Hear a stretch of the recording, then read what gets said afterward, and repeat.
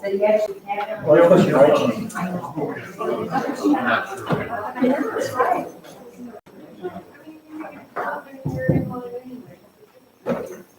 Well.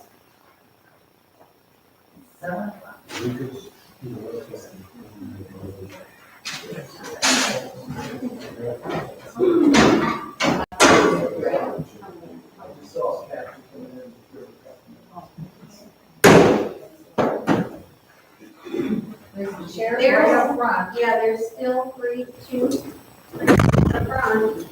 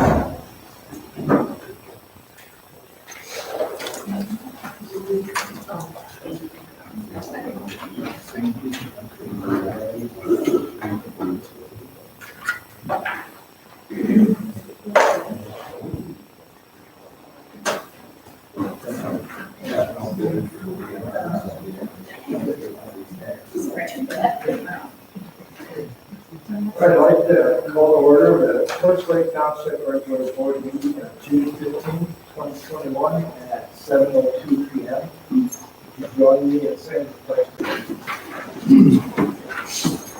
Pledge allegiance to the flag of the United States of America and to the republic for which it stands, one nation, under God, indivisible, with liberty and justice for all. Thank you for coming tonight. I usually review the housekeeping items first. There will be two opportunities for citizen comments. I will be requesting individuals stay within 4 minutes in both citizen comment sections, and would appreciate everyone keeping their points concise. I would request that comments are made respectfully to the board. To respect everyone's time, I strongly urge the board not to respond to public comments, but address them in the board comment section. If there needs to be a follow-up from the board, I will direct the appropriate person to reach out to that individual. The documents on the website are aligned to the items on the agenda. These are draft documents to provide background information only. Motions are drafted to help the board move more quickly to get to the final wording and vote on the respective motions. The final motion may look different to reflect the actual action taken by the board. So moving to the next item on the agenda, approval of the minutes of the regular board meeting of May 18th. Are there any changes? Pass that again, Bob. The regular board meeting minutes. Yeah. Are there any changes? Oh, okay, thank you. Yep. Sharon? I think just some typographical type things, I think we have. These are long. These are like 2 full pages plus, so look on page 2 under the consent agenda. Under the 3rd line down, 4th line down, it says planning commission report by Bill Pearson. Do we need planning commission report in here?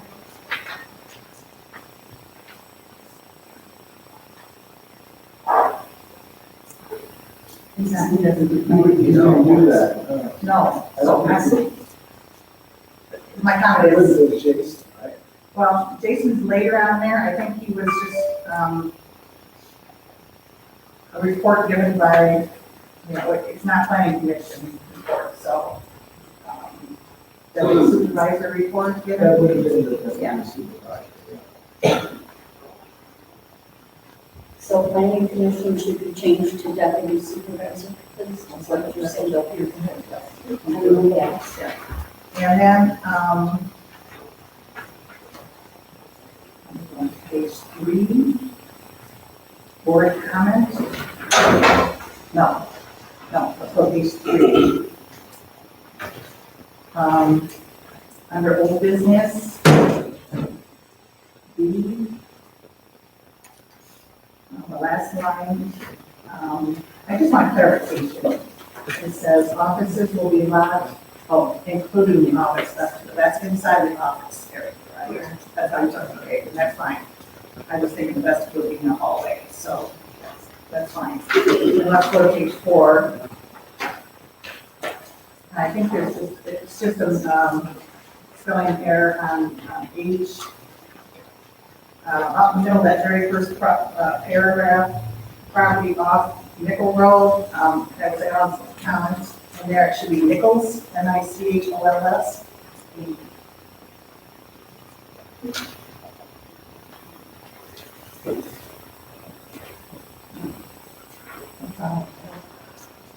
The other changes? Now I'll make a motion to approve May 18, 2021, regular board meeting minutes as presented with changes. Is there a second? I'll second that. Any further discussion? If not, all in favor, say aye. Aye. Opposed? Moving on to the next special board meeting of May 28, 2021. Any comments or changes on that? Sure. I just have one word, I think should probably be added. The motion by Schultz to approve resolution 2021-22 to submit our plan for a $2,500 grant. I would like the word towards purchase of a generator, because the $2,500 grant is certainly not paying for that generator. If that's okay. I would agree. Any other changes? If not, I will make a motion to approve May 28, 2021 special board meeting minutes as presented with changes. Is there a second? I'll second that. Any further discussion? Hearing none, all in favor, say aye. Aye. Opposed? All right, move on to the next slide.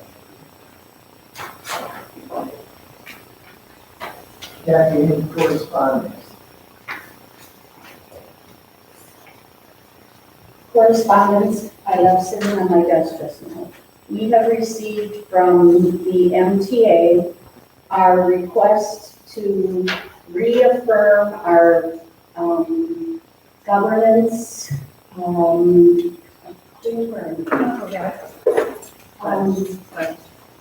it's, I make copies also.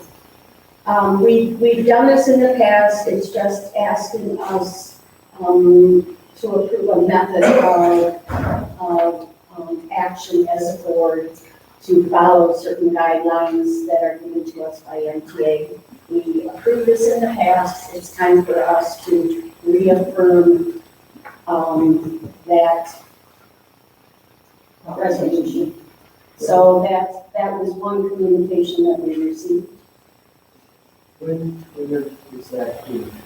It's not back to them, it's something that we do on our own. We will, if we agree, we'll all approve it and we all sign it tonight. And then they suggest you have it framed and prominent display in the township governments. All right, so should the board have a chance to review that before we? If Jenny can find it on my desk, yes. We should be fine. You all know my desk, it's perfectly clear. only one person. Only I know where things are, Mr. President. And that's all that comes to mind. All right. If the board agrees, we can move this down to Just, board discussion sure, and bring up that. Sure. Any objections to that? Hearing none, all right. Move on to the next item, which is the approval of the agenda. And finally, the board apology, I certainly had a bad day when I started sending Thursday. So I would like to make the following changes.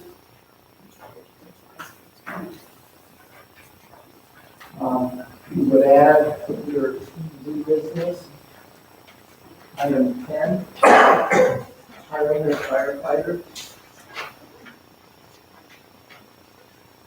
Under special reports, number 5, there's a typo. Should not be live, L-I-V-E, should be right. Under new business, number 7, motion for establishment of fire lane on Traverse Bay Road should be deleted, an ordinance should be added. say it should read. Motion for establishment of fire lane ordinance. That's what it should say. When we get to that, then you'll know why I had the original words in it. Yes. Under new business, number 6, add the word review after ordinances. So it should read motion to approve of zoning ordinances reviewed by Beckett and Rickard. Then, Jenny came to me, we are taking and deleting item number 9. So therefore, the new item number 10 will become number 9. So we will delete the increased Department 10 and pay for July 4th holiday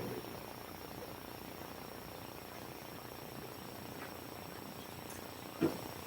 And finally, last but not least, under special reports, unfortunately, it's requested that number 5, which is the PNS demonstration, be moved up to number 1, so that in case they get a call, they can leave in this way the presentation. You have a chance of seeing the presentation. We'll just then move down the numbers 1, so that planning commission will be number 2 and so forth. Any other changes? Hearing none, I make a motion that we accept the agenda as accepted or presented with changes. Is there a second? I'll second. Could I add one thing that I feel is missing on this agenda is, I don't understand the process that we're following with regard to the rezoning of the Township. I know we have speed bumper, but what I don't know is how does all this work together? We've got a request, 2 requests actually, from the rezoning number of those residential properties to commercial. I've not seen the request. Is that been, I don't have a discussion, so I know what's going on, what I'd like. Well, I'm happy to put that under board discussion. Yeah, okay, thank you. We can add that.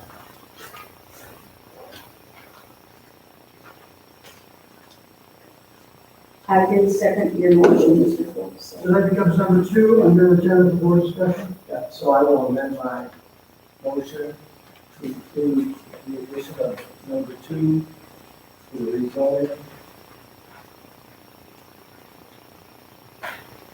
for the board discussion. Do you accept that as your second, Kathy? I do, but I'm confused where you're putting that. It's under agenda board discussion, which is on the second page. Right, number 2. Under E.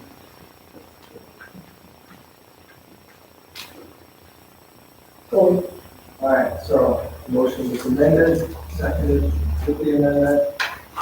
All in favor, say aye. Opposed? Hearing none, we will move to the next item.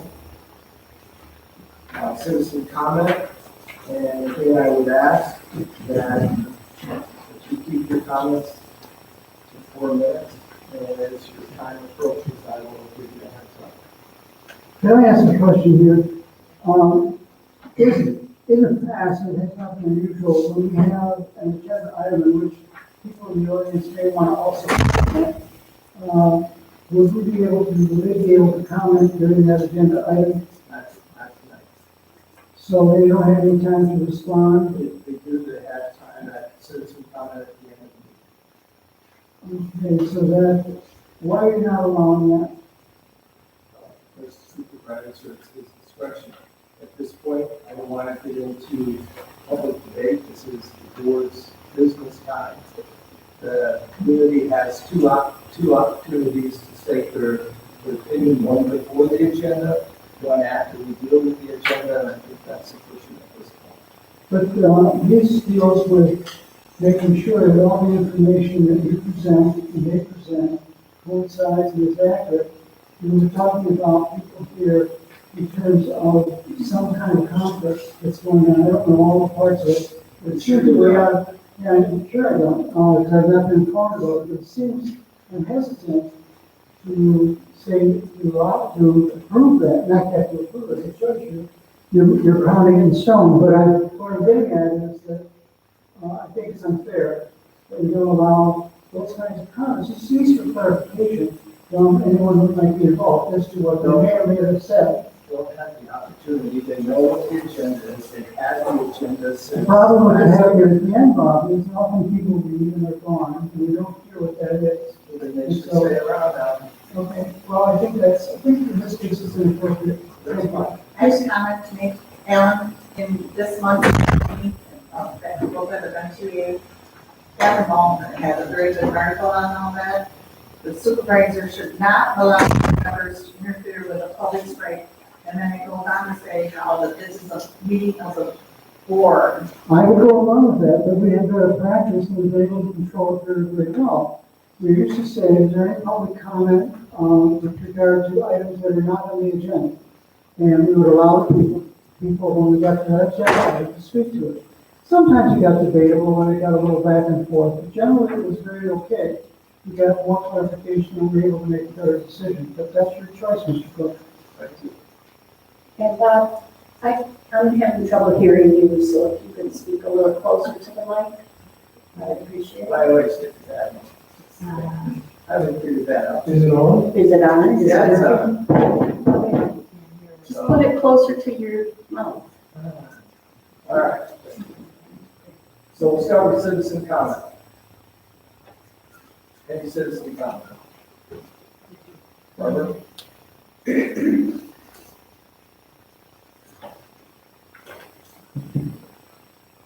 Barbara Boudros, I live at 1165 Dayton Drive. And I find myself in the unenviable position of being the subject of one of your agenda items tonight. But according to the supervisor, I cannot address you except for a citizen comment, which is ironic since I requested that this matter be on the agenda. And I do not know how you can be expected to make a decision on something if you're only giving information that the supervisor wants to present and not somebody else who's involved in the matter. Nonetheless, this matter is on your agenda under new business number 1, as review and discuss illegal payment of our Boudros. And the supervisor also submitted a corresponding motion to deny that request to approve my invoice for $300. As some background, you appointed me to the Township Planning Commission last November. And one of the things the PC chair asked me to do was to draft a fireworks ordinance, which is normally a board function, but the supervisor had requested that the PC committee draft the ordinance. Since I've been an attorney for 40 years, I have a background in civil and criminal law, trial litigation, research and writing, and mediation. I retired 5 years ago and moved to Township. I reluctantly agreed to draft the ordinance. I did not have any direct contact with the supervisor or the board during that process. Excuse me, I was not privy to any of the PC chair's conversations with the supervisor, the PC chair informed me, excuse me, that according to the supervisor, I would be paid at a rate of $45 an hour.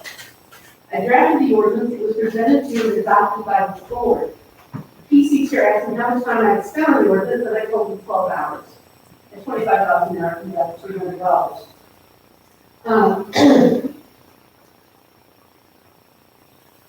After I drafted it, and after he requested that information, I didn't hear anything else about it until I noticed that $300 had been deposited in my bank account.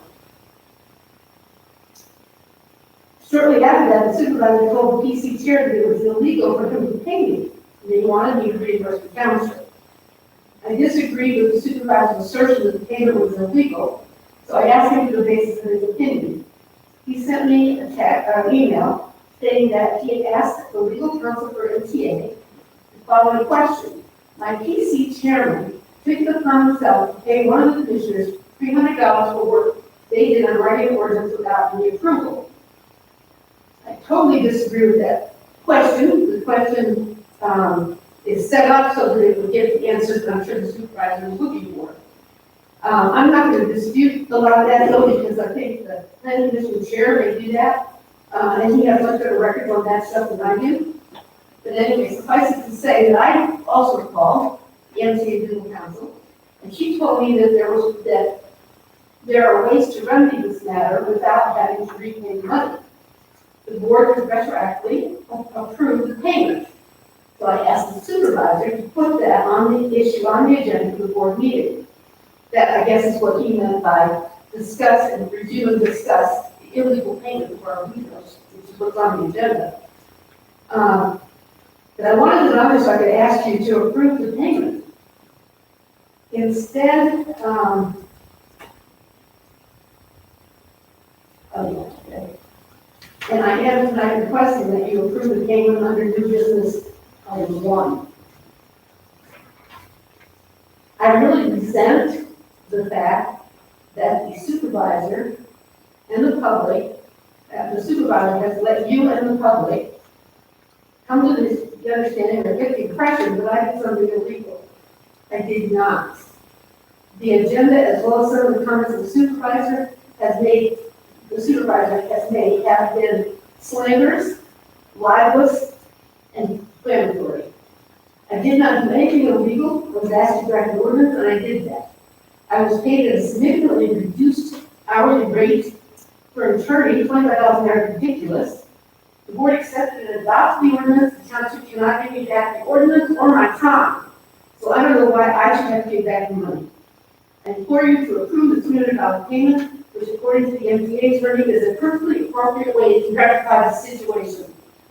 Alternatively, you can report me to the Attorney General for discipline. Thank you. Any other comments? Bill? Mr. Supervisor, with your permission, we have a handout.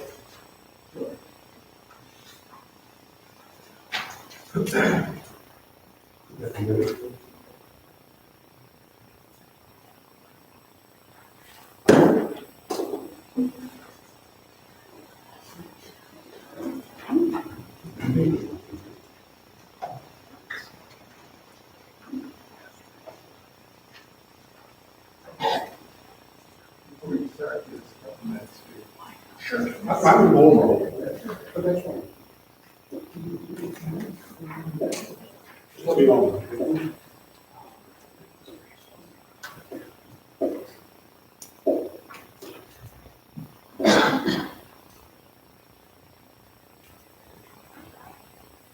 The board is meeting just for the audience, this also have to do new business, number 1, part of new business.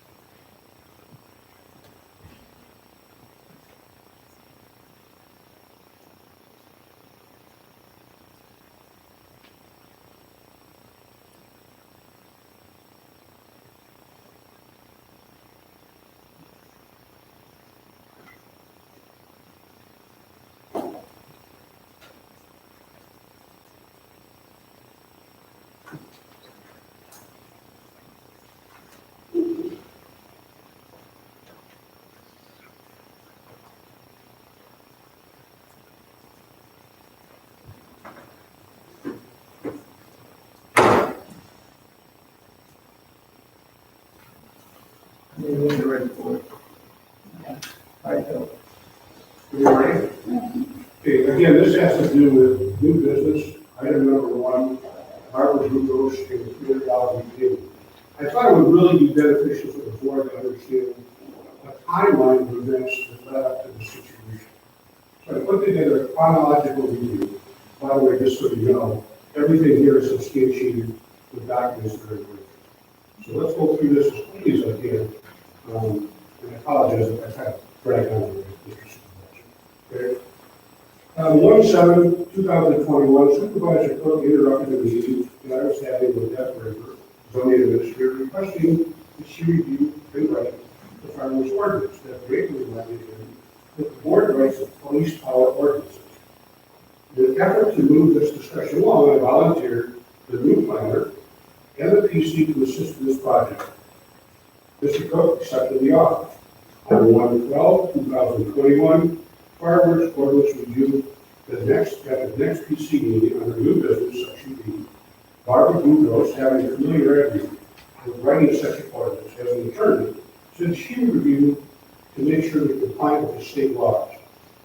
February 8th, submitted a letter to the township board along with the draft of farmers, giving credit to Barbara Bugos for all her hard work as well as her counseling with Todd Millar, our attorney, and Sheriff Dan Bean and myself. On 2/9, the PC meeting under consideration of agenda, Carlton, our secretary, reviewed the farmer's ordinance progress. 2/20/2021, letter and invoice sent to the treasurer requesting payment of $300 for Barbara Bugos, the time spent as an attorney drafting the farmer's ordinance for the township board. On 2/28, email from Supervisor Mr. Cook, reviewing PC Commission compensation, including email portion from Captain Wolfpack,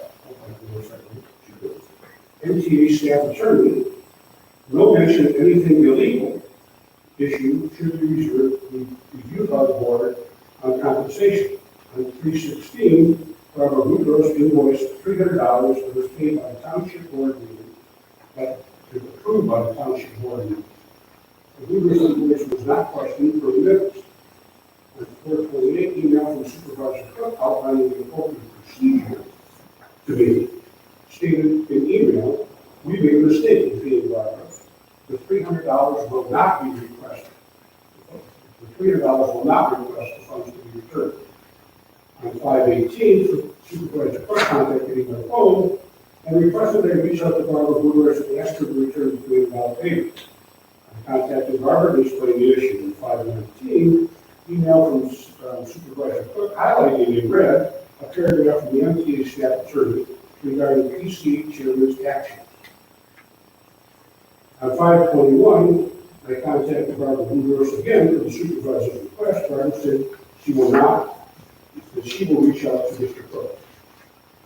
On 5/24, email from Supervisor Cook wanting to know any progress with Barb returning the money. On 5/24, responded to Supervisor Cook's email with Barbara Bugos' text response. She has no intention of repaying the money. Barbara did request Supervisor Cook talk to her directly on this matter. The 6/15, request the board, I would request the board to reject motion number 1 under new business, under new, for repayment for the monies taken by the Bugos. I would also request that the board enter a motion to approve that the payment to Barbara Bugos of $300 for legal work completed by her on the farmers police power for the First Lake Township board. So, I hope it's clear. So thank you. Any other comment? My name is Denny Corley. I live on 1577 Baby Drive. I had no intention of talking tonight, I just heard what happened. There's got to be some materiality introduced here. $300? Can we take a woman's reputation down with an agenda item for $300? There's got to be better way to do this. Yeah? Somebody needs to rethink it. That's crazy. This is so. Thank you. Last name again, please. Totally. Sir, Wait a minute, THORLY. For THR, Thank you. hard hearing. I got it. Right here, same way. Thank you. Derek Rubin, County Commissioner. Just wanted to let the board know that the Hampton County Road Commission has entered into agreement today at their meeting to test drive a new product for hot asphalt for cracks in roads. I think Forsyth Township had a road that they wanted to do. This new product has Roundup rubber in it. It has been tried out west in Minnesota and Montana. And when they put it in these cracks, the rubber melts and expands, and it makes it harder for water to get in the cracks in the following years. And they're looking for a few roads to test drive. And normally the cost of it is about a third, 33% more. But since it's a trial, we're going to charge the same amount this year. So I didn't see Mr. Peterson here, and that may be a question for him, I think. But I just wanted to bring it to your attention. Yeah, I'll get to that one. Other comments? Jerry? Jerry Colton, 2341 San Marino Trail. I'm not going to cover anything that, excuse me, Bill and Mark covered. It's other items I want to cover, and I'll keep it under 4 minutes, maybe 3 minutes. The other three items I want to do, most of you know I'm very conservative when it comes to fiscal matters, and I advocate of the competing model to get the best product from anybody, the township, or even when I work for the government or private agencies. We always went outside and tried to get competition to get the best bang for the buck. One of the items I want to cover here is not always in the right order, but that's all right. There you go. On the new business, item number 6, zoning requirements by DNR. I understand this was not an open bidding process. It's on the agenda for the board to approve it. As you know, in the past, I've always advocated that the board should prepare something and put it out to others to bid on it. This way, it's competition. I think we'll get the best cost benefit. You need the government or business. You put something out and do post or closed bidding. It's good fiduciary practice to have open bidding. Might take more time, but that is the right process. Another item, not on the agenda, but I'd like my input. As I said in the beginning, I believe the best way to get the best bang for the buck is competition. And right now, there are 2 positions that are being filled using a planning consultant, ZA, for the zoning administrator and a zoning administrator assistant. Previously, zoning administrator cost less than $25 an hour. My understanding, I could be wrong, that right now using the planning consultant, zoning administrator, plus the zoning administrative assistant or clerk, whichever term you want to use, is over $90 an hour. Very substantial. I'm surprised it went this long. I would think that knowing that our zoning administrator was going to lead, that get together and put together a plan to advertise it, find out who's available, set up a panel to review, and give a recommendation to the supervisor. That would be in place. If it's still in the process, I'd like an update on that. The way to go, though, on any type of competition is even position to get the best candidate. I think would be through recruitment, advertisement, and then panel review and recommendation. However, one can add, no, I'm not against having a zoning administrator, clerk, or assistant. I think that's probably a good function, part-time zoning administrator. One more item, and that'll be done here. Give you a little positive feedback. I'm glad to see that things are being recorded and going on YouTube. I think it's a very good approach to have all the meetings YouTube and go on YouTube.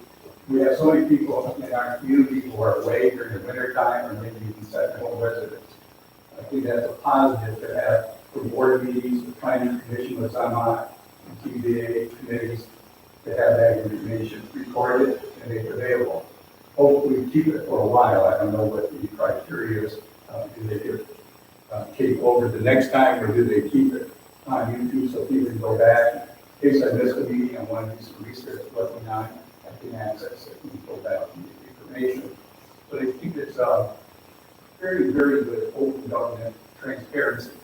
And, even our state legislators ensures I can be transparent. We hope that would increase transparency. That we recorded the show. Any other comments?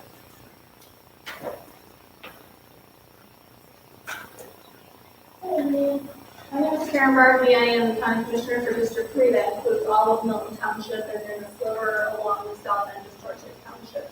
I'm here to, one, introduce myself. If anybody has any questions, feel free to catch me up here in the meeting. But two, there's a presentation for the Feed and Shores properties. And I am the chair for both the health department as well as the county appeals board. So, available for questions and answers or anything you might have regarding that presentation today as well. Great, thank you. Thank you. Any other comments? All right, thank you very much. We will move to the next agenda item, the consent agenda.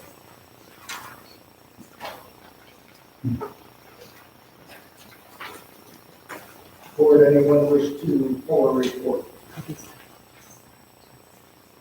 I would like to ask, I don't know if this is not in your report, but I'd like to ask you about the minutes following ahead.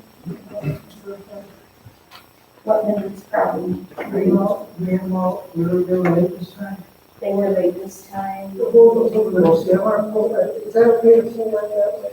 No, Well, they're It's not. not about your report. that should be a board comment. Okay, I can put it on board comment. I'd also like to pull the zoning administrator report. And okay, that's just the zoning administrator report. All right, any other reports?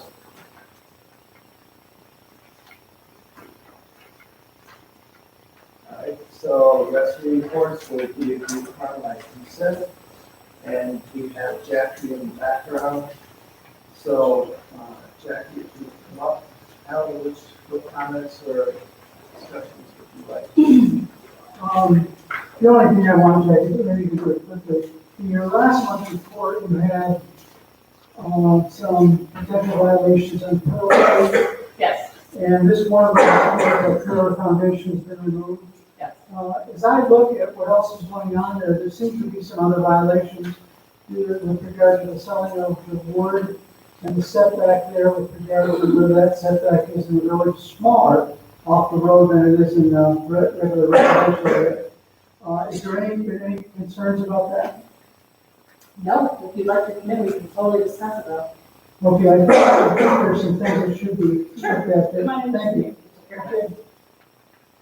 All right, any other questions? Not that I'll make a motion to accept the zoning administrator's report. Second? I'll second it.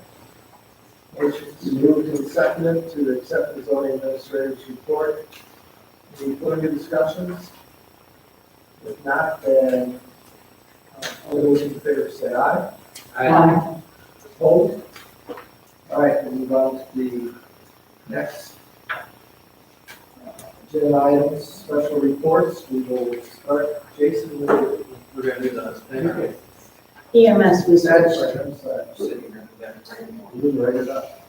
I wrote it. Good.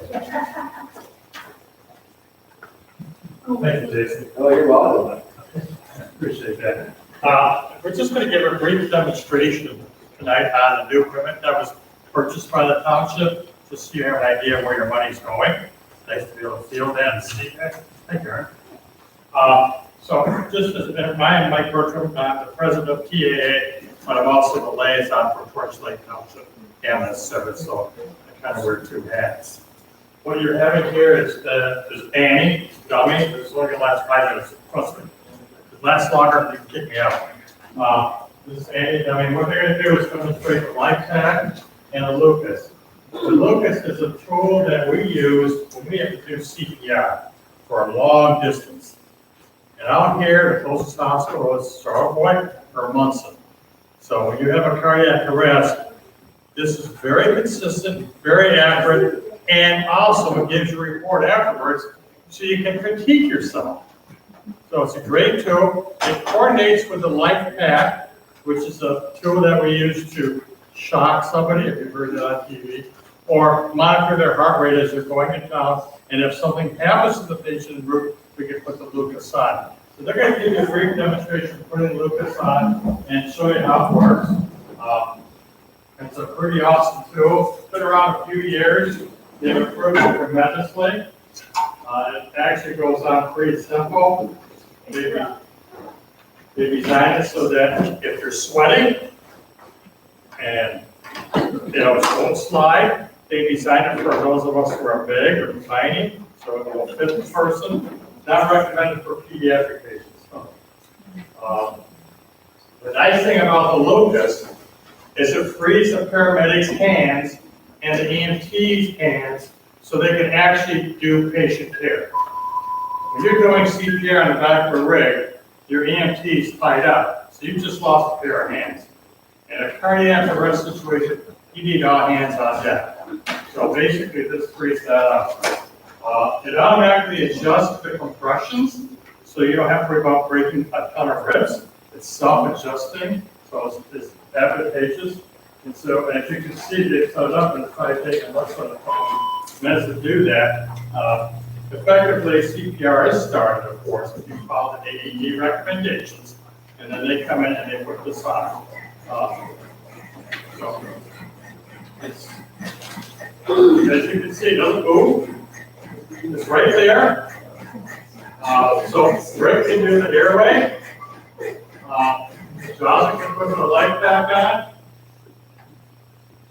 The good thing about it is that it has a printout. You can see what's going on. So whenever they stop the breathing, it'll print that out so you can look at that and say, geez, should we maybe do something different or whatever. So it's a good tool for reviewing. This is the most current one on the market, and I want to really thank all of you taxpayers for paying for this, as well as the Township Board for approving it. I don't think a lot of you have ever seen this work before, so this is what you will see when they come to the scene. Again, automatically adjust chest compressions. The success rate with this improves tremendously. If you do CPR for longer than 5 minutes, your accuracy drops tremendously. And so you always rotate. But then when you rotate, you lose time also. One thing nice with this, that beep you're hearing is letting us know that it's getting ready to pause. And then it pauses, we give 2 breaths. And one thing nice, when we get an advanced airway in, we switch to doing continuous CPR. So, Let's just introduce you. This is our Yeah, paramedic, Rick, let's introduce them. and Jonathan, our EMT. This is our crew that's on today. As you know, every day we have an ALS crew on 24/7. So you have a paramedic that responds to the ALS in your rig. so one thing nice with this, it frees me up to do the IV for interosseous, which is where we go into the bone, which usually is what we first go to with cardiac arrest. We go into the bone, give our medications to that. So I'm able to put my time into the monitor, because the EMT can drop a King tube or a eye gel for the airway. So once we get one of those dropped, we switch to continuous CPR, which 2 people can run a cardiac arrest with us. We have fire that responds with us in cardiac arrest, which helps us immensely. And then once we print this out, or once we get done with the cardiac arrest, we are able to upload everything from the monitor, because this will upload to the monitor as well. And then we're able to upload to the cloud from the monitor. And then that will upload into our documentation program. And it'll print everything else, you got it right there instantaneously. It uploads it right into our vital signs. And if we do medications, it will also, when we mark our medications at the timestamp, it will put our medications right into our program, which gives us perfect timestamps for everything we do. So yeah, both pieces are awesome pieces of A equipment. quick question. I don't know nothing about this. Is any of this data being transmitted to like Munson where you're? Once The we iPad does that, We automatically do, right, yeah, well, it only does 12 weeks.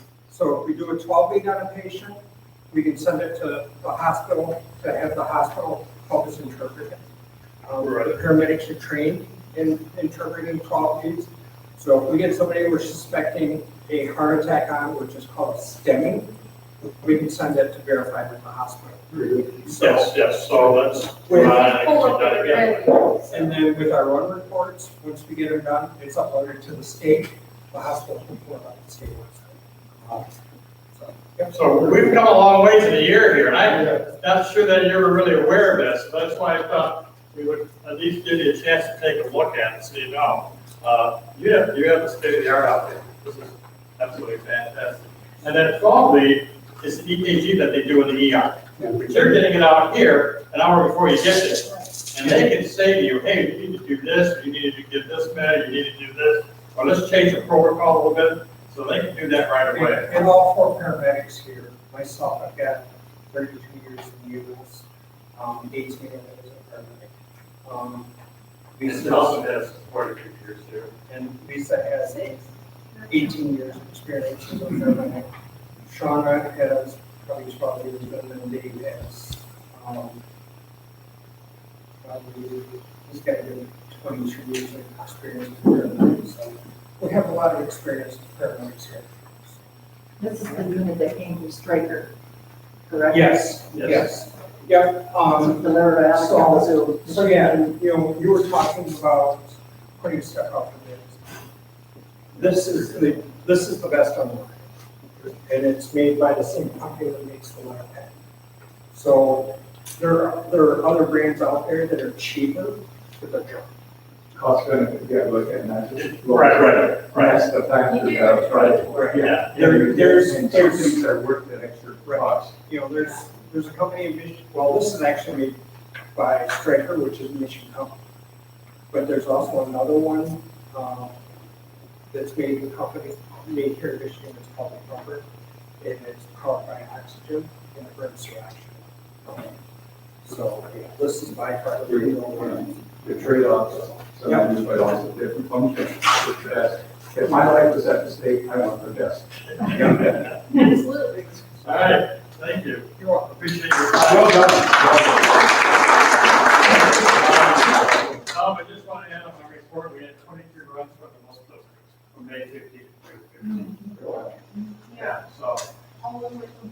Right, so it was busier. And they did a great job at Township, so. They were there. They helped out with the vaccinations for the health department. So. I don't have anything else. All right, thank you. I can remember the days that I went, before it was Torch Lake Township, you know, back in the old days, as we remember that as Torch Bay ambulance.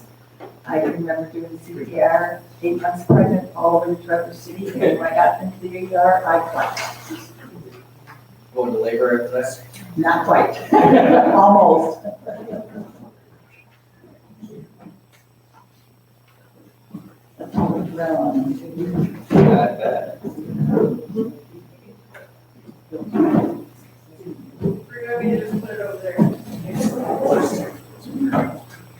Thanks, Rick and Jocelyn. You're welcome.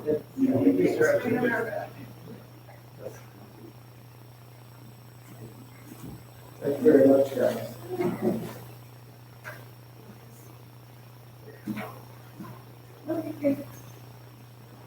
All right, now we'll take some statements. Unfortunately, I don't have a whole lot, because our last meeting was, very, very short. We were missing some members of our board, so, things that we did want to discuss, we postponed until we had everybody there. A couple of important issues, there's a couple of rezoning, things that are, people apply to get a couple areas rezoned for commercial, and that's what we're doing right now. So, sorry, I didn't have any more.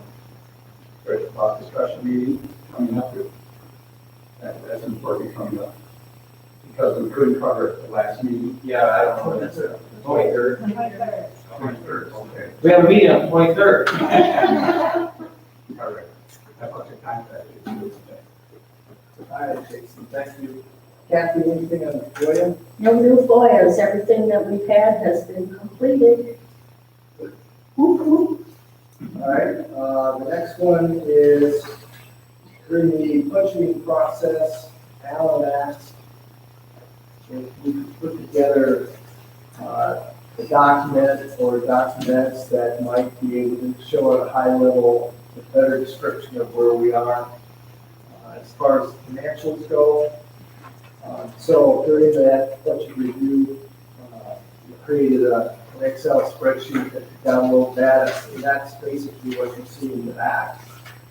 It's more difficult trying to get it on BSNA, and it's easier to just download the data. But basically, if we look at it, the May current month, we were slightly unfavorable versus last year by $5,000.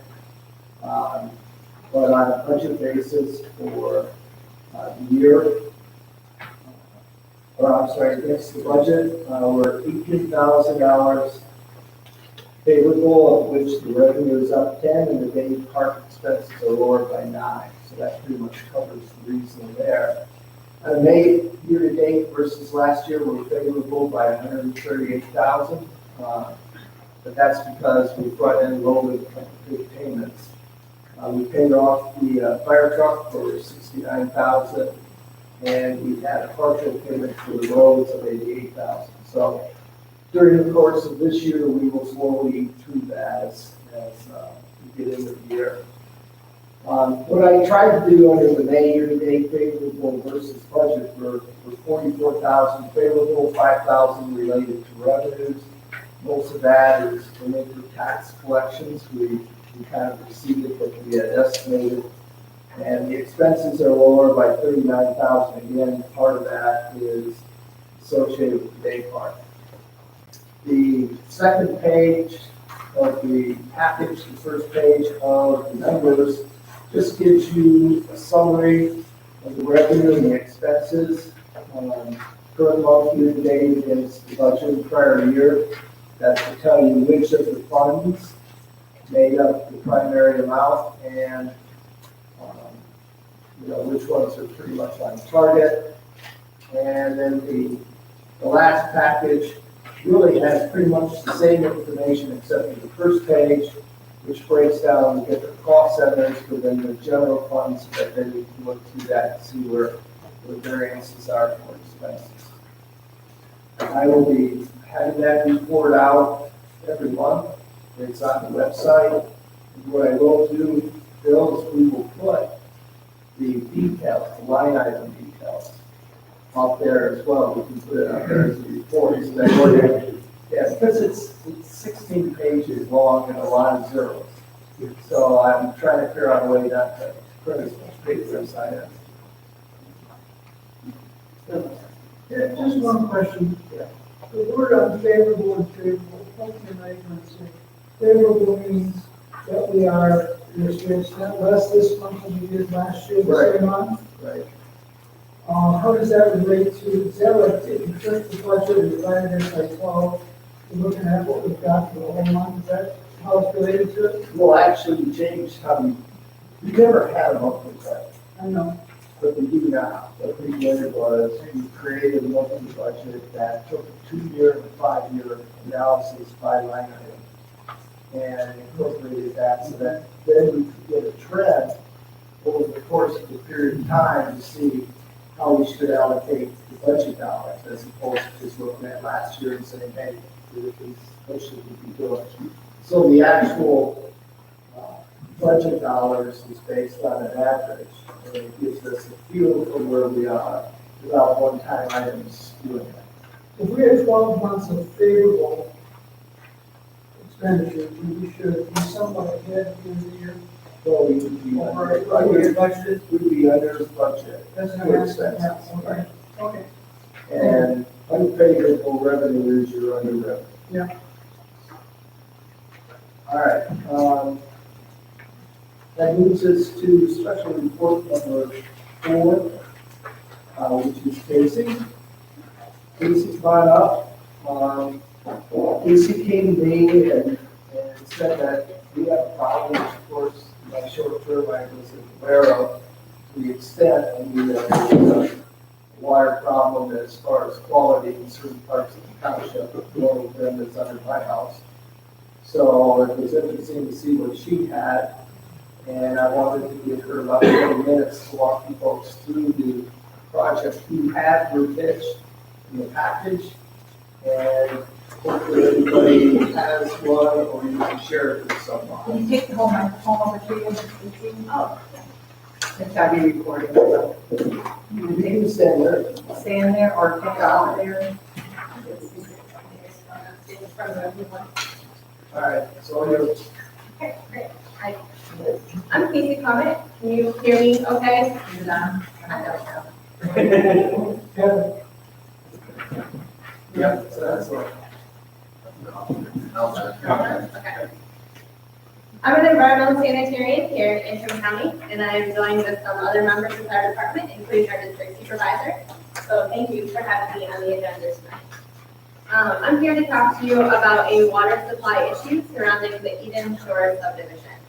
So for those of you that are not aware, Eden Shores is a subdivision just south of Eastport along Lake Michigan.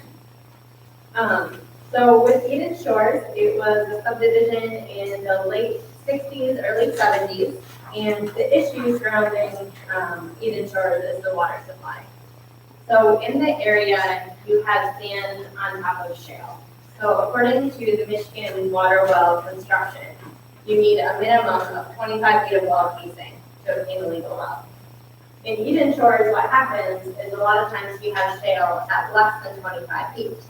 So when you go to drill a well, you can't get 25 feet of casing to obtain a legal well without going into the shale. Once you drill into that shale, that doesn't give up much water, maybe a half gallon to a gallon a minute. In addition, it will require additional water storage, it will require enough water for the home, as well as water treatment due to potential chloride, sulfur, and total suspended solids in the water. In light of that, what a lot of the homes, at least along the lake, do is they have lake draw systems into the lake. So if you walk along the beach, you can see pump houses along the beach, and then those homes have a line essentially to make Lake Michigan for water for their homes. And we have a packet if you guys want to follow along. But with the high lake levels in recent years, that has caused a lot of erosion along those beach fronts, which has compromised a lot of the homeowners' pipes.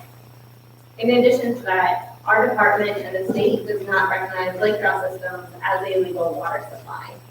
That can lead to issues down the line if someone wants to sell their home. Now they don't have a legal water supply, and they might not be able to get one because of a well. Which is why we're here tonight. So our department is advocating for a public water supply or a community water supply to serve the area. That is because of the issues surrounding obtaining a legal well because of the depth of casing. And then another thing I wanted to note is that because our department is aware of the issues of obtaining illegal wells, we have created what is called a well first policy for the area. That's available on our website, or it's also the third page when you attach presentation. I printed it off. I don't know if it was the one you had. I don't know if it's No, you didn't. So what that well first policy states is that if you have a vacant lot, we need to ensure that you can obtain a legal well before we will issue a septic permit. And you can't get a building permit without a septic permit. So it's a kind of a way to restrict development on lots where we can't ensure a safe water supply. So what that well first policy requires is we issue a test well permit, and they have to demonstrate they can obtain a legal well before we will proceed to issuing the septic permit. I know on one case where they couldn't obtain a legal well because of the depth of shale. What they ended up doing is drilling what we call a deep shale well, where they drill down like 200 to 300 feet, and they have a shale well that's producing water that will definitely require additional treatment. So we are seeing impacts on proposed homes and on existing homes in the area. Like we mentioned, lake draw systems are not an approved water source that can run into mortgage concerns. In addition, lake draw systems aren't necessarily the most sanitary source of drinking water. I know a lot of the homes are historical, and the people in the area know that they bring up bottled water for drinking and consumption purposes, and the plumbing in the home is just for showers and so on. But with the recent market, we're seeing a lot of those historical homes changing hands. And I have heard from at least one homeowner who bought a home, every time he came up here, he was sick because he didn't realize he was drinking lake water.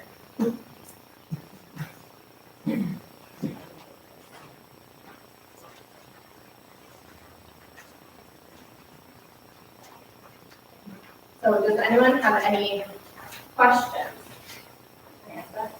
Okay. It's your floor. Is the well first policy statewide, or is it No. just in Antrim County? And so the well birth policy was created specifically for the Eden Shores development. So I try to make that known.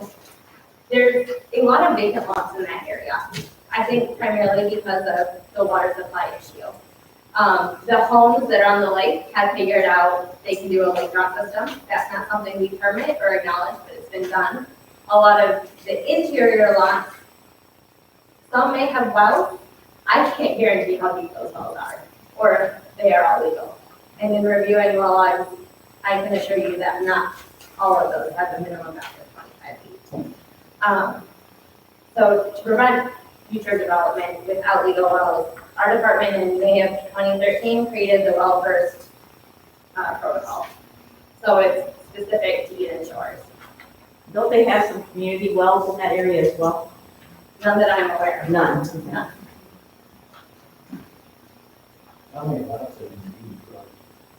You know, that's a really good question.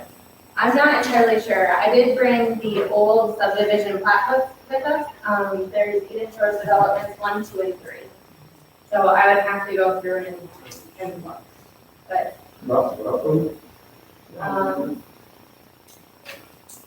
maybe I'll see if Megan can look through those, if somebody else has another question for me.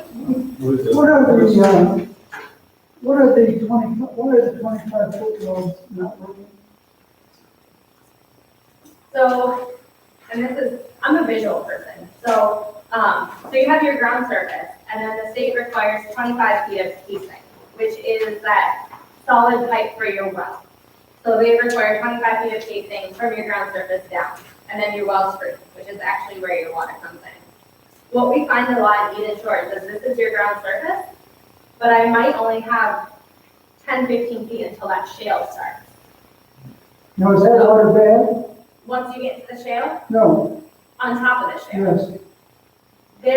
There can be water on top of that shale. It might be limited, but then I don't have my 25 feet of well casing as required by the state. My question is, was that water bad to use, if you do get it? I mean, if you have a 10-foot well and it works, I don't understand the problem. So the problem is it doesn't comply with the state code, and if you have a 10-foot well only in sand, you're definitely at risk to additional water contamination. But has that happened? Yes. In Eden Shores? It draws from the surface level. If you're drawing surface water into your well, you have a higher potential contamination. Is 10 foot considered surface? 10 foot is considered Okay, surface. okay. Anything less than 25 feet is not acceptable by the state of Michigan. What is the name of the community well? It's a name, title something. Yeah, so Because we had that subdivision that we had that wanted to do that, but the board refused it because the board had to maintain the well. yeah, A long time so ago. without getting too far in the weeds here, there are different types of well classifications depending on how many people a day that water supply serves. And it's all kind of based on number of people the well serves and that potential for risk. The second part of this presentation that I'm not going to go over is one idea that we had with the state is for community water supply, instead of drilling a well in that area, because we know that there are issues drilling in the area because of water quality standards and because of quantity, is one of the options could be a surface water treatment. So there are areas in the state where it could be a community water supply served by surface water. And the difference between that and then a homeowner just having a line out is that if it's a community water supply with a surface water intake essentially, it's monitored by the state. So the state makes sure that that water is being sampled and treated for all applicable types of contamination. With these surface water systems that the homeowners have, we don't essentially know what treatment they may or may not have in their home, or if that treatment is being maintained. Are there any wells in Eden Shores that meet your specifications? Yes. So there are areas in Eden Shores in which you can drill a normal, acceptable, permittable well. There are areas, yes. And it seems to me that, at least in those areas, I tried to get people together on some of this to say, why don't you get together and buy that lot, and we can, you've got your system, and they couldn't agree. So you're asking us now, you're gonna put a surface treatment system in Eden Shores, and how does that happen? We buy it, pay for it, you pay for it? So my hope in being here is that in meeting with Bob, I'm very familiar with the issue because I go in there to issue well and septic permits, and I wanted this issue to be known. I didn't know if the township was fully aware that the issues of obtaining a legal and approved water supply in the area and how that might be limiting development, and I wanted to offer a potential solution. So I'm not saying a surface water system is the answer, but I'm saying a community water supply would be right for the area, and that I have listed some state contact information that you can definitely reach out to the state, and they can give options on how to start that process. But this would be something we do. We would make the surface water plant, whatever it is. Or an association, some type of coordinated group effort. Okay. Yes. I don't think I can explain a little bit better because we talked about this with the state at a appeals board. And there are some options there. Certainly the federal government has been offering and talking about infrastructure grants and monies currently. That's a hot topic. This is something that might fit into one of those programs. So there's a potential opportunity for the township. You have to act as a fiduciary on that circumstance. You also have to act as a fiduciary if you were to put in a system. You can work with the association. As far as payment goes, you know, if you don't find a grant that works, you can also look at a special use assessment district, and they can pay for it. All those properties serviced by a community well source. There's some options as easements, like you had discussed previously, that they can, if you can find an acceptable well that can be drilled, then the association, again, can't have, well, I don't know if they can't, but it's not typical that they have ownership of it, but rather a government entity has to have ownership of it. And again, you're acting as a fiduciary to ensure that that water supply is being maintained and taken care of, because it's for the benefit of multiple people, for the public water source supply. But there's a lot of options available to the township and working with the association that you could potentially solve the problem that they keep running up against, and, you know, it's public health. So we want people to be healthy. We don't want to pollute our waters. We don't want to draw off the lake. Those rules and regulations by the state are there for a reason. We know better. We want to do that. Thank you, Gary. You say this is, excuse me, this is for Eden Shores. What about the homes on Church that don't have wells? So you bring up a good point, where this is Eden Shores appears to be the hardest hit area, but I am aware there are areas on Torch, and I know Bob is too, that also have lakefront in the Torch Lake. I made this presentation specific to Eden Shores, but definitely, if we could get something for those harder hit areas on Torch too, that would be great. So, But do the same rules apply to Torch as Sweden Shores? for the minimum well depth, yes. Yep, that is a statewide code, so that applies to all of Michigan. So just looking at the plat maps that we have on file, it looks like there's 381 private lots. 81.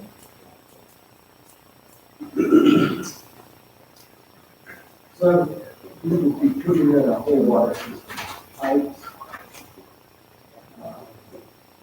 It's still run their own septic, but it would be the complete package.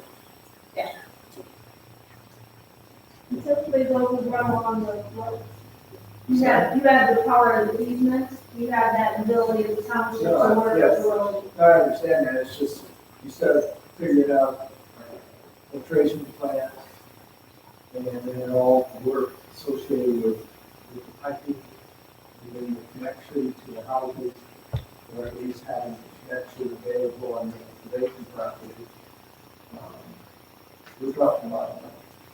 And you're talking a lot of benefits too, not only for public health, but, those lots are not, as you know, they run into this problem, get a mortgage, you hear that, the appeals board, you know, I can't get a mortgage if you don't give me a well permit, and then round and round and go. So it seems that we have quite a few that have been denied, and they're not discovered sometimes until the property is sold, and then you've got a homeowner that has to get a new well. We had one such instance where they couldn't get a new well, and, you know, we ended up with a storage tank system for the water, for an existing well that isn't shut. So Karen, when you say along the road, is that the, like, Eden Shore Road? You're not talking about major road here, for 31. However you structure it, the township has more ability to utilize easements than private associations sometimes. You know, once you start exploring it, that's where, yeah. Urban exploring kind of thing, but There's as a lot of an undeveloped. association, they don't have the same ability as the township does. Again, you're acting as a fiduciary for the project, essentially. If you get any grants for the project, obviously that would impact the project greatly. But you would have to be receiving and be a fiduciary. Associations cannot apply for. Right. Who does the engineering? State the engineering or Do a private engineering company that we hired to do that. private engineering? Yeah, Not they state. will present that then to the state. Review. So, for household cost estimate is one question. The second question is, are we paying for it now with the assessment rate is going to be diminished as a result of that? Yes. I'm sorry. Yes, assessment you're saying? Yes. So it's being paid. It's being. County's paying for it. No, their assessment's being lowered. Is that what you're asking? Yes, so revenues. They'll come into board reviews, and yes, they've been lowered. Would you have per household cost? No, so my hope in being here tonight was to bring this attention to light so that everyone's aware of it. From here, like Karen and Mike said, you would contact an engineer to kind of start thinking about options and talking with the state about putting a package together. I can't even begin to guess what the cost would be. And as far as assessing, I don't know that either, but it looks like that was answered. So, I would assume that the engineer can start with some sort of feasibility study. What the feasibility of it, what it would entail, and the result of that, we have what we were asking about, the home cost and cost. Yeah, you would want to know how many lots are there, how many's good, how many's bad, how many's, there's a lot of big lands out there right now that's undeveloped. The feasibility would have to start square one, sure. Is there any corporations in the private sector that invest in this type of thing? I That's my Seems like a hell of an opportunity. Outside, I'm aware of one, but, you know, it's not affiliated with the association of homeowners association, several water supply and wastewater systems that serve different developments. I'm aware of one, privately owned public water supply that serves the village of Walden. It's not unheard of, someone would take that on for potential investment opportunity. You guys might be able to do it. Is there any other part of Antrim County that has already started a project of this nature? That we could be, about planning? So No. Oh, just the water system. Oh, the one that comes to mind is Montauk. yeah. Yeah, so the Mansalona Area and Water Sewer Authority, I think I got that right, was created in response to the TCE flood. Right. That started in Mansalona and spread. Then they go, and just tool dye place, and everything else. They can't get in recent ones that would have the information that would be current enough to give you financial information. I think they need developments there. Could the state offer suggestions of anyone else along Lake Michigan, or? There might be some outside of district in the Grand Rapids. Yeah, so in your packets, on that last slide, I included contact information. I have my contact information, so please feel free to call or email if you have any questions. I included Mike, he's our district supervisor. And then I also have two contacts for the state. Anita is in charge, well, she works for the water well construction unit. And then the Ernie Sarkicado is involved with surface water systems.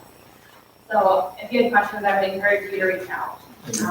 You may have that information you're looking for, you know, surface water systems, and might be aware of where a similar type system going into the state elsewhere.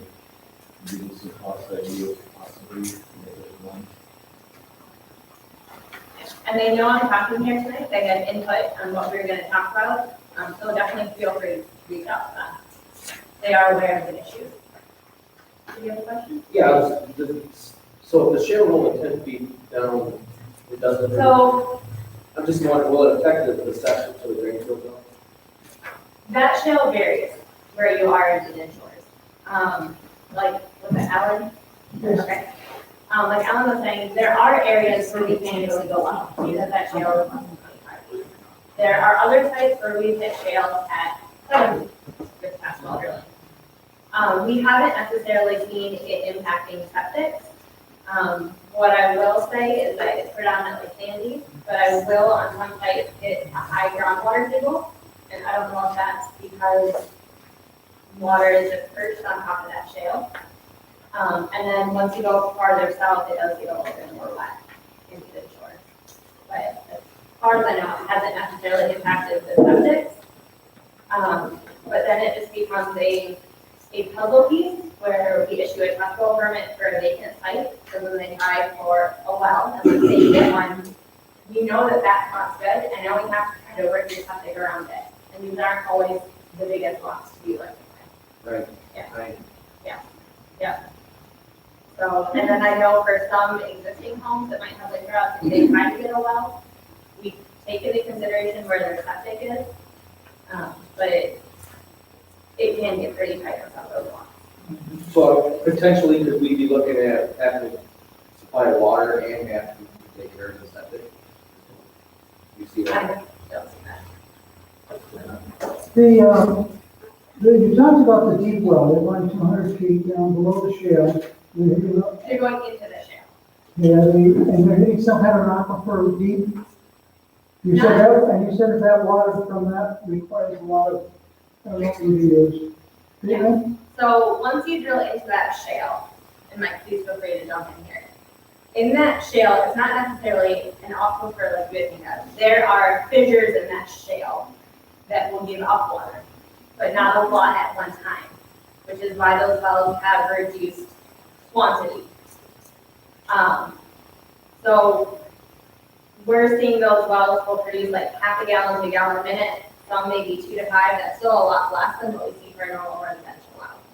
So once you drill into that shale, it's reduced water quantity, which requires additional storage. So now you have to put storage tanks on there.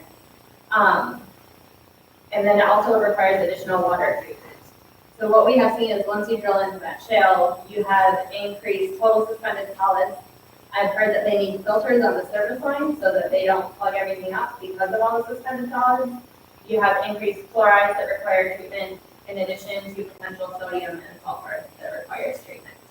You said that there was one with producing methane also? Yes, and then one was drilled on Old Park, which is just north of Eden Shores. And the well driller just let us know about a month after that well was drilled, it started producing methane. So the shale they're talking about is the Antrim shale, the sand is the Pleistocene drift.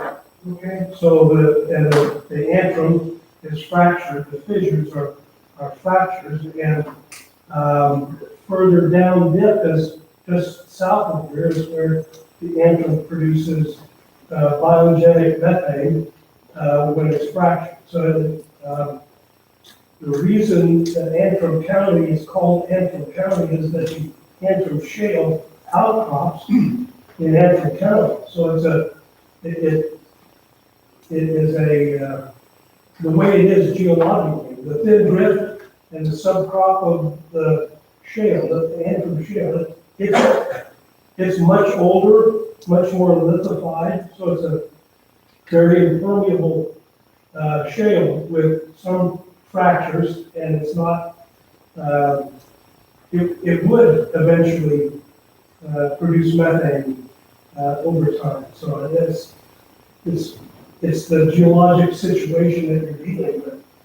The shale, unlike the limestone, that we had many limestone wells too, which is the same type of thing. Drill through enough stone to get enough fissures, it's producing enough water to get.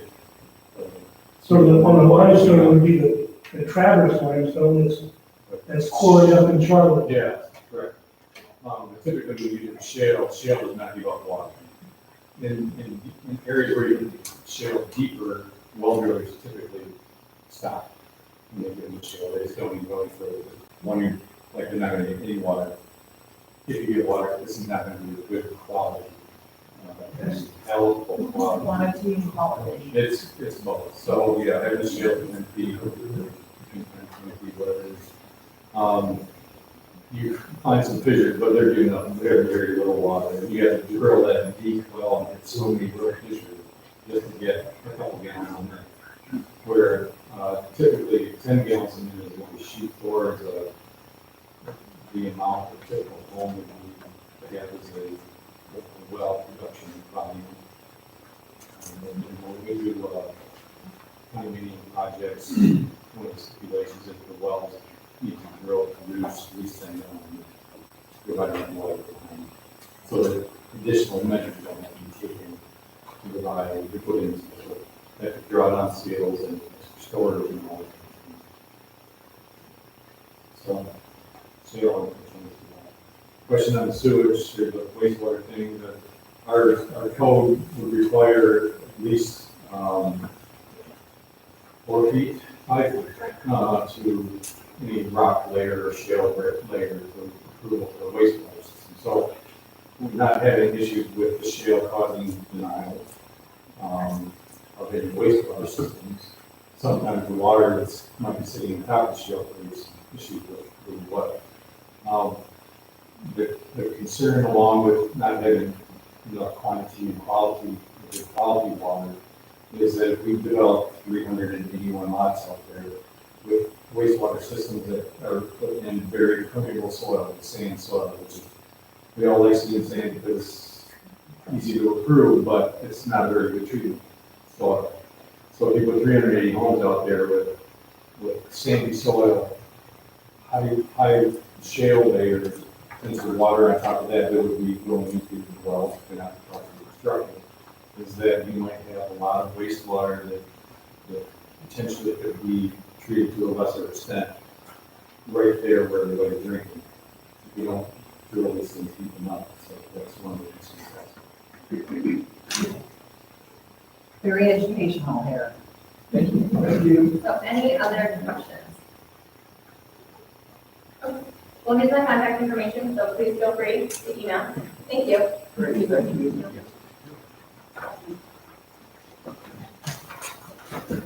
All right, board. We will start the agenda for board action. There's no old business. We will start with item number 1, new business. We can't hear in the back. You could speak up a little bit, that'd be great. Thank you. I can't get much closer, or you won't hear it. Speak into the mic, please, thanks. So, the board, if we heard some commentary to start with. I'll lead off the discussion. This was a very difficult matter, and I will first apologize to Barbara. In fact, the way I worded the agenda item is offensive, but I thought that I made it fairly clear that there was a illegal payment to, not from, or any behavior on the part of Barbara. So I will extend that apology to start with. I have reiterated with Barbara a couple of times that this is not personal to her, and that it's not the dollar amount, it's principle of what took place.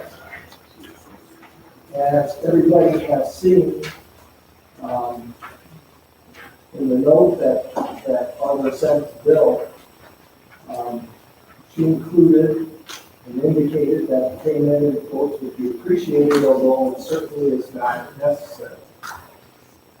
Charge ultimately was booked as an attorney charge. As Bill indicated that she was practicing attorney. When she was not paid as an employee, the agreement would have been treated as a vendor/contractor. Policy 4.0, section 4.7C in part reads, department heads shall not make a request in writing and obtain authorization from the township board prior to obligating the township for expenditures of the following nature: contractual obligations, capital expenditures, and insurance. As they both have mentioned, Catherine weighed in on this. The first email I received from her indicated that I needed to immediately get in touch with our accountant and with our township attorney, which I did. At this point, the note was made by the auditor, and the township attorney supported Catherine's position. Can you repeat that again? Because that's the crux of this whole thing. This is where the illegality comes in. Can you read it a little bit slower? I don't have a copy of that. No, these are my notes, this is my presentation now, so. But I didn't understand fully what you just read. So which part didn't you understand? Start at the beginning. If you don't mind. Well, I do kind of. Well, then don't. It's up to you. I think it's fairly clear, I'll be happy to give you a copy of this after the meeting. The observations basically are that Bill's actions were illegal. And as she stated, the PC chairman has no authority whatsoever to set the PC pay or to initiate payment. The work was billed as attorney services for which only the board can engage outside counsel, because at this particular juncture, the way this thing took place, it appears she was providing legal advice to the planning commission. We have retained very competent counsel to handle these items, as well as a planner to assist with our legal counsel to prepare such work as was done in this case. As a commissioner, providing support to the planning commission requiring additional time has been on a voluntary basis to the best of my knowledge. Our commissioners and the people on the ZBA and other volunteers do a lot of stuff on their own dime. As explained to Barbara, again, this is about principle, what took place, and she had nothing to do with the impact of the illegality. That was created by the PC chairman when he took the action. The comments that Bill made are accurate. They're to the point, and again, this has been a pretty difficult matter for me to work through to get to this point. So, the motion that I have read also, if read, does not state that there's an illegal, word illegal, it's not used there. We are only asking that, in fact, based on what took place, that she returned the $300.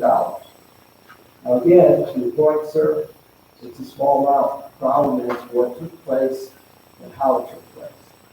So, I have not made a motion, and I will leave it now to the board that they can make their own commentaries regarding this matter, and we can decide if there's a motion necessary. Board, Sharon, I'll start with you. Well, can you hear me? I was looking at, Bill gave us some of this here. One thing, the letter and invoice was sent to the treasurer. That was referred that I don't accept those, that the invoices go to the clerk's office, which she so did. So I was not a part of issuing that check type of thing in the beginning, but,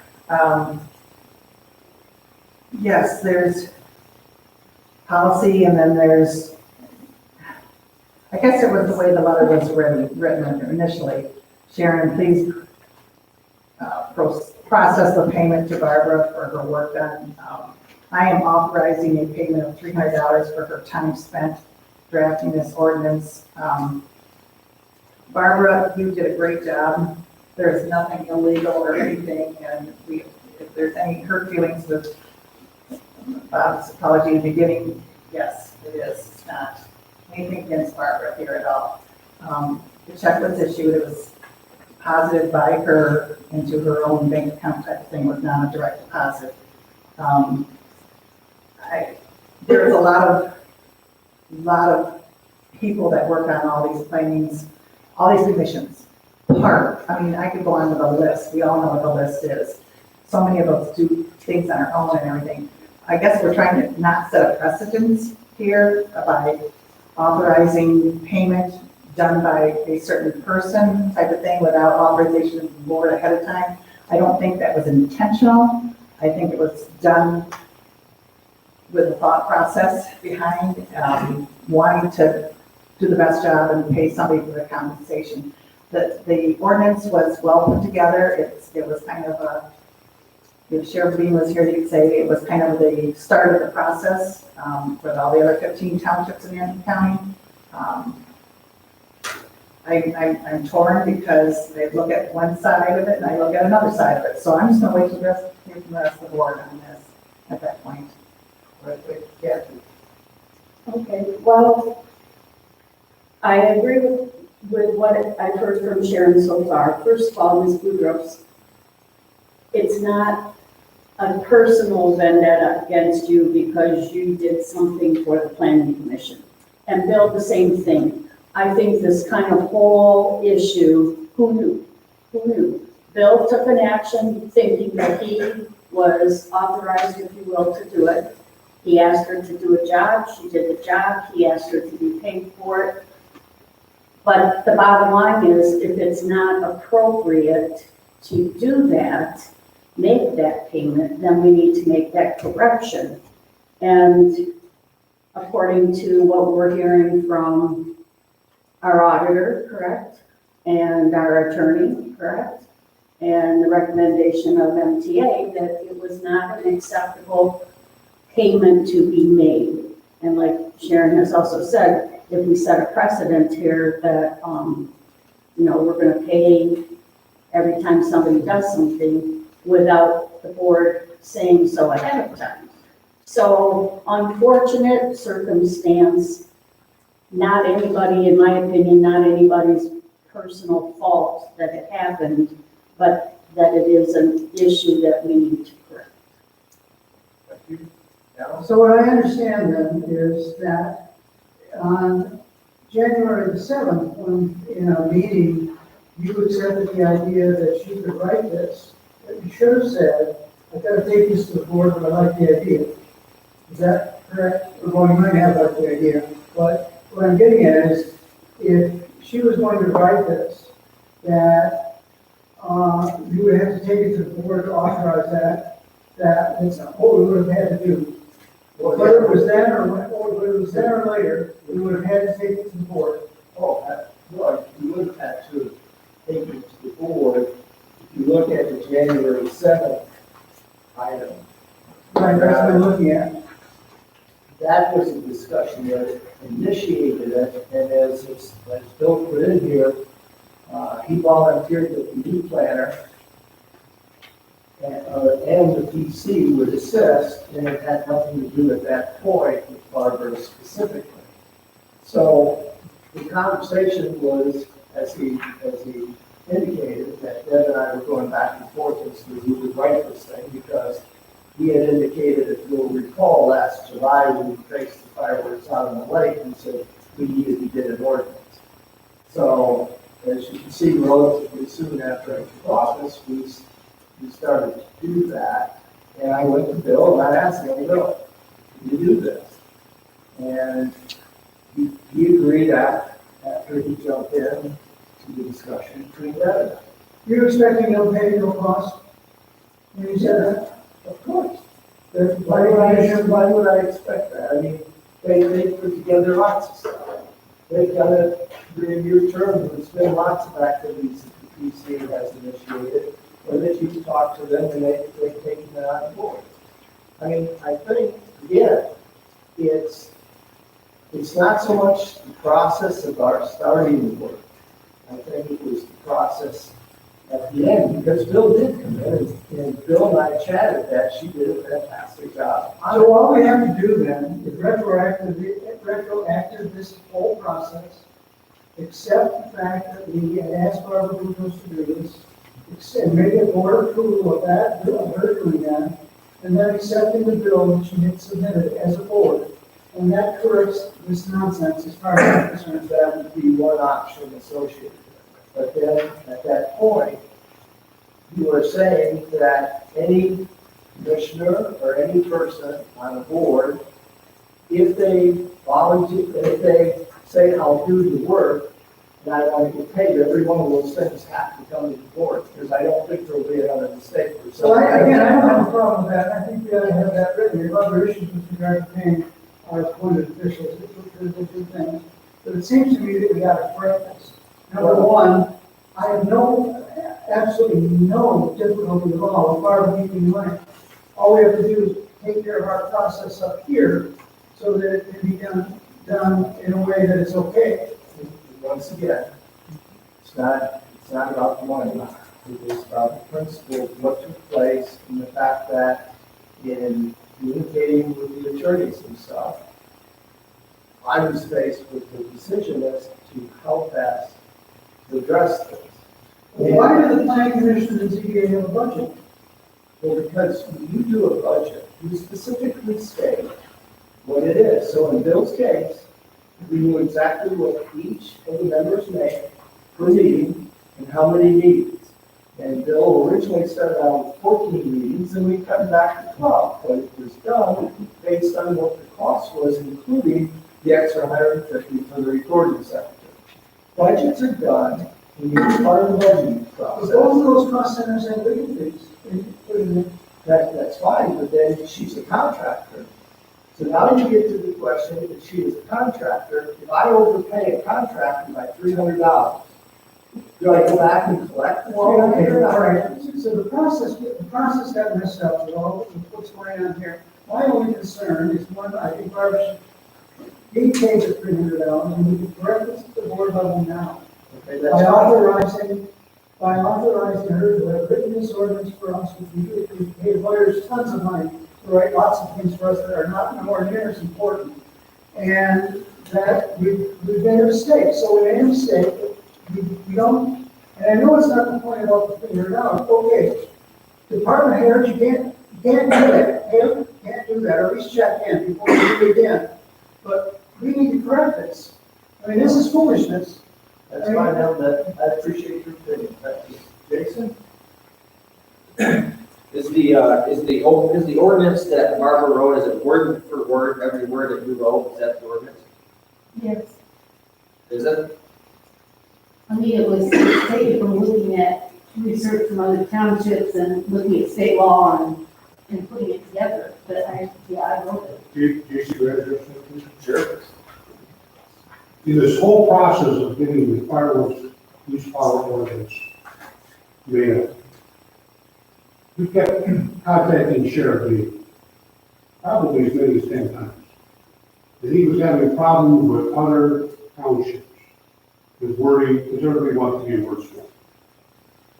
So he came back to us and said, look, can you change a few things here, a few things there? And I said, let's check it out with Barbara. So she looked at it, she contacted our attorney, and soon as put their heads together, and the draft as it was submitted to the board was adopted word for word for Andrew County. So all these other communities are using our ordinance as their benchmark.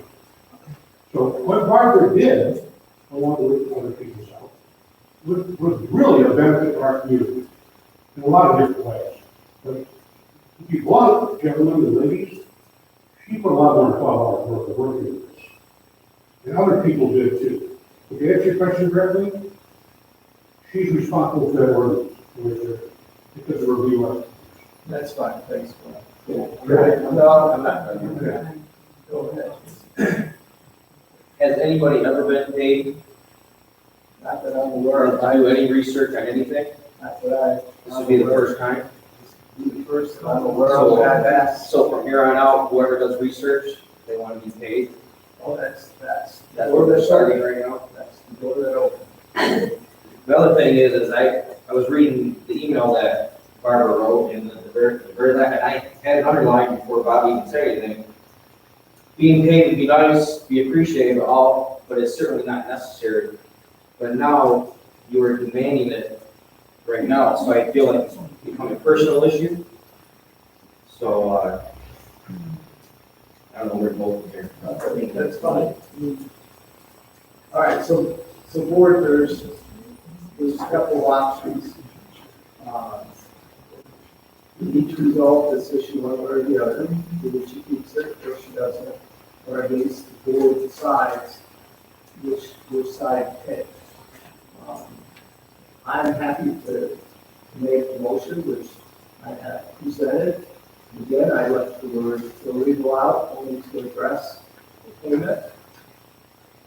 We can start with that. If it's voted down, then someone else can make a different motion. Sure.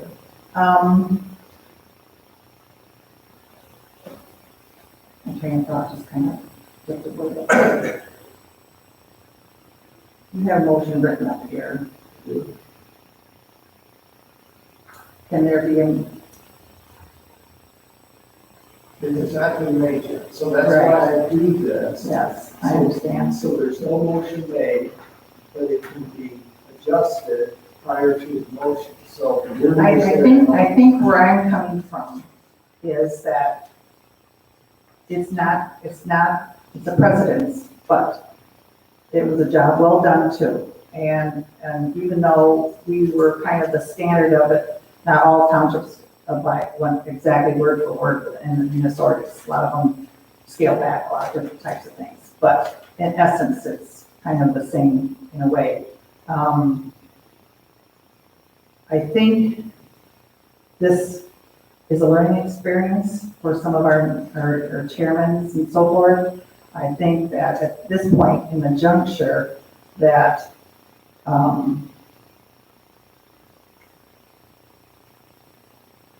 can a motion be made? You've got your motion. Can a different motion be made in the fact that, I don't know,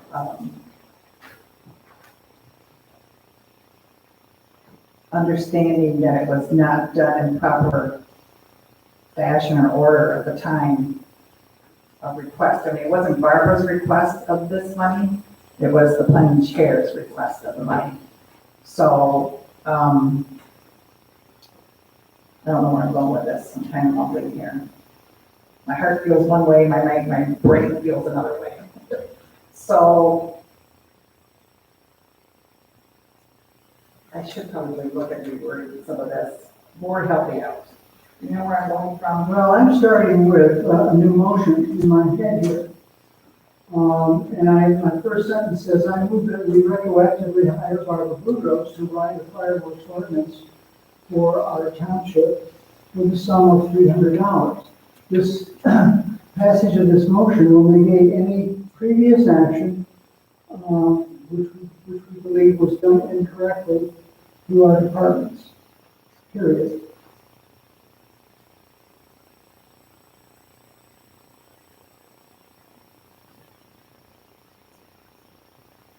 I just don't want this to happen again. Somewhere along the line, we need to make aware of our policy and procedures and how things like this are being done, or should be done. Well, I think that should go on a memo. I mean, all this preamble stuff that he gives in the front end, which I'd like to study. I think that should go on a memo. That's more policy you presented in the past. That's one number, so. But I'd like, again, I don't remember, I'd like to see it, and I think it's the kind of thing that any committee should have. But committees, that volunteers on this committee works as a volunteer committee. I mean, I don't know of hardly anyone that I can remember in all years past that without prior board approval for any type of thing like this to do. When you're on a committee, it's kind of pretty much a volunteer for the community type of scenario. And I know Barbara was not out to make money on this. I definitely know that. We all know that.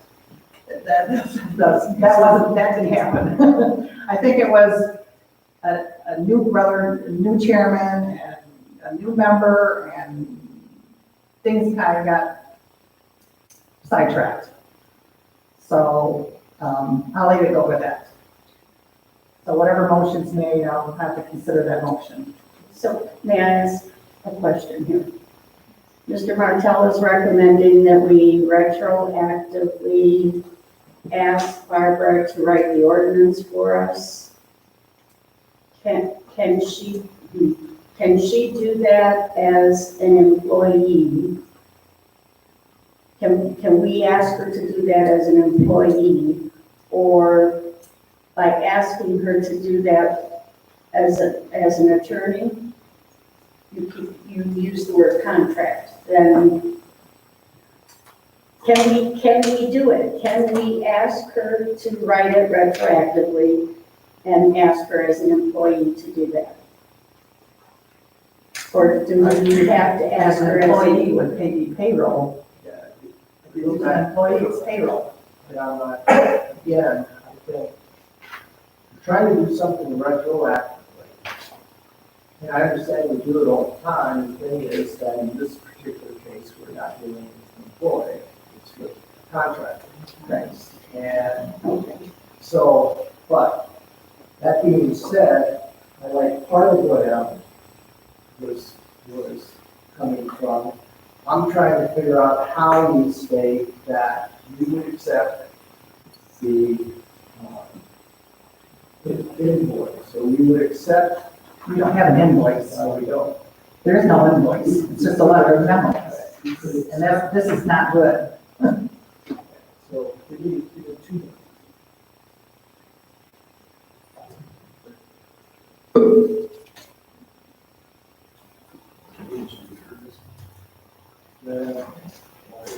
What I'm trying to do is this, where we. Yourself on hot water, so we Well, what I want to do is try to include future boards from having to do this. Because we approve it, just flat out approve it, then we could have this come up any number of times, now we have to look differentiate. That's correct. Now, if we pass a motion that basically states that this is a one-time correction of an error, and the board is not required to, future boards are not required to use this as a precedent, the board would approve the payment. Now, I just said that, I wish I could write it down faster than I'm trying to. So give me a couple minutes. Just as the old fashioned, you need to record it. Yeah, this is what I. Did you get that wrong? No. The tape recorder.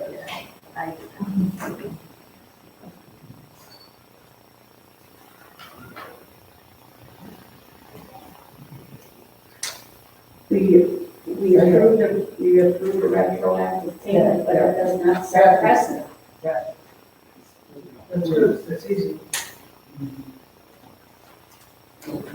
It's not intended to set precedent.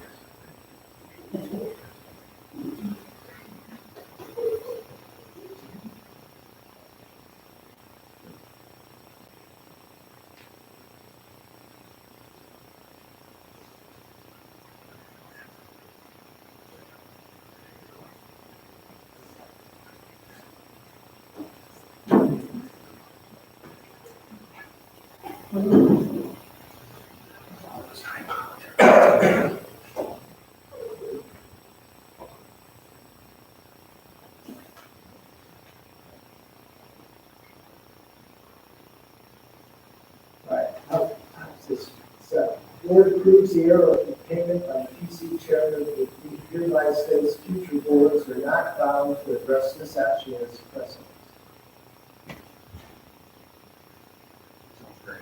Did it also mean the borough is not equal to money? That's what it says. We approve the error of a payment, not including borough's name.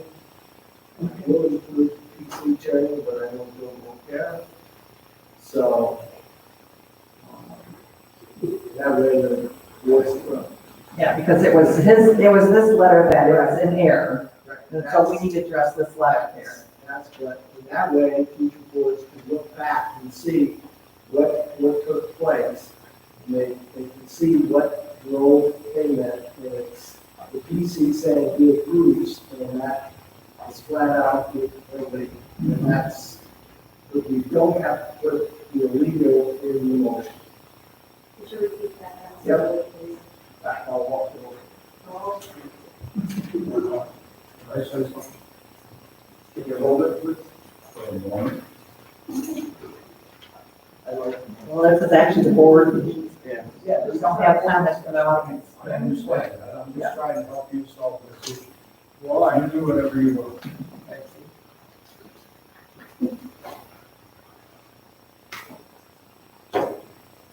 When you're done, Rod, then if you read it for us.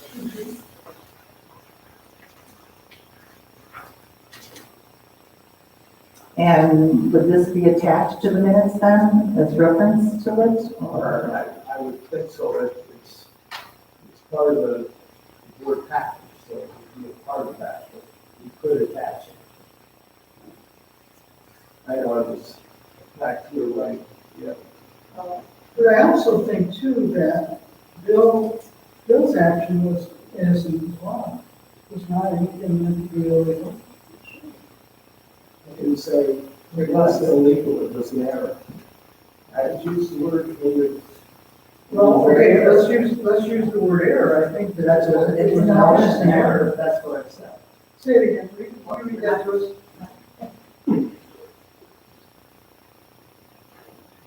There's just one word I think we need to know better.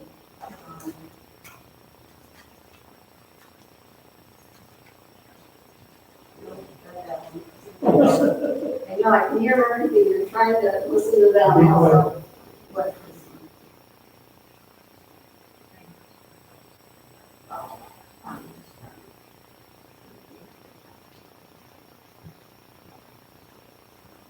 Okay, all right. Martell, board approves the errors of the payment by the PC chairman. The hereby states future boards are not bound to address this action precedents. As precedent. As precedent, I think I've written that. So, Read it once more. board approves the errors of a payment by the PC chairman, but hereby states future boards are not bound to address this action as precedent. Why do we have to say by the PC chair? Because I wanted, that's what I said, and that was the problem, that's the error, and it explains it in motion, and that way people know in the future, PC chairs and ZBA chairs do not make payments on their own without coming on board. Well, the only thing, again, it was very, very innocent, Bob. I mean, I don't like that. I mean, I agree with you. I have no problem with your wanting them not to approve things that we have, I don't have a problem with that. That was Bob's It motion, I'll seems to me second it. that also puts a mark on a PC chair, which I think is unfair. That's your opinion. You're entitled to vote accordingly. So we have a motion, it's been seconded. Kathy, would you like Hang on a minute, I to? want to ask board, do you agree with that we leave the PC chair in there? Because we're identifying that error. That the board will vote. This is discussion, time, I thought. It is, but at this point. We haven't got a motion, okay. It's a motion. Yeah, there's a motion. Okay. One more time, Lauren, please read the motion. Motion for that the board approves the errors of a payment by the PC chairman, but hereby states future boards are not bound to address this action as precedent. And that's, the motion was by Supervisor Cook, seconded by Sharon Schultz. So we'll do a roll call vote, please. Do we have discussion? We have discussion yet? Again,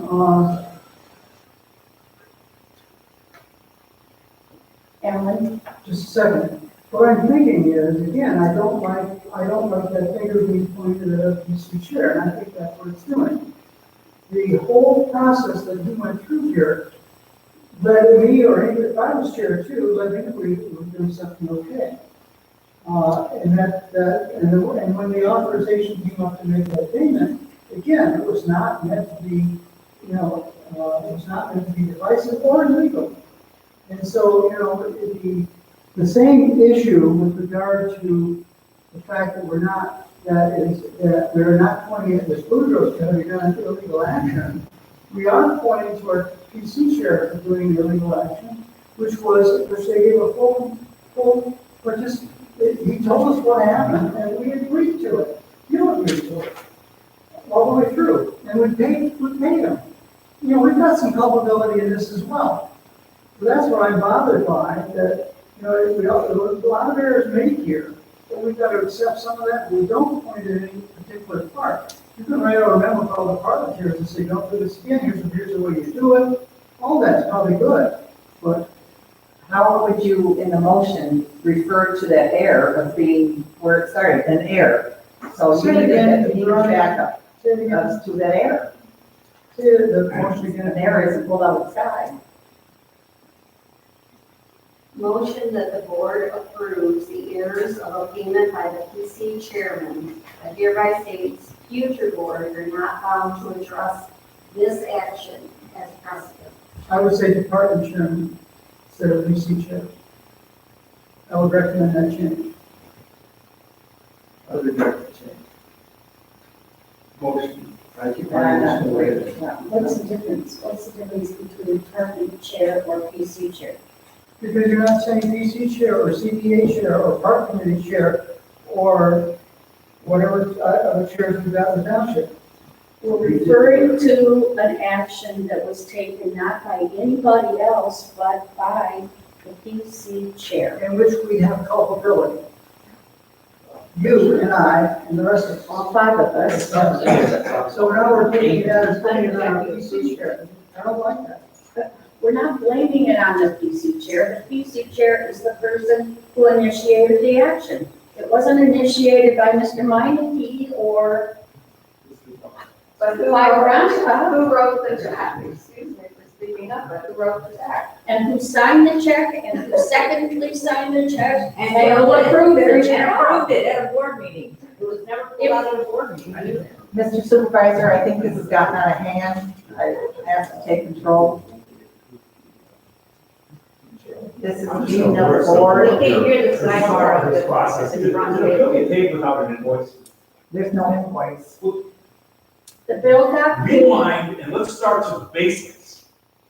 How do you pay a bill that doesn't have an invoice? Yeah, this is in the board, we have a motion on the floor, I have to, different motions at this point, board, Kathy, start the roll call vote, please. All right. Are we all clear what the motion is? Yes. You've only read it 6 times.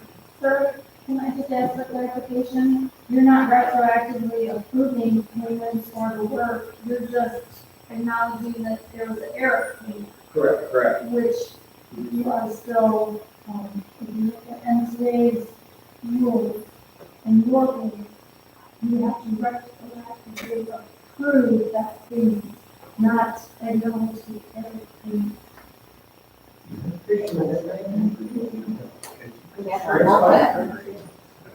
So, if I may offer, Well, to retroactively approve payments to Ms. Rose in the amount of $300 for work on the fire report, and acknowledge the error of payment does not excuse process of which is current practice. Something to that effect, but that way you are falling back on your process. There was an error.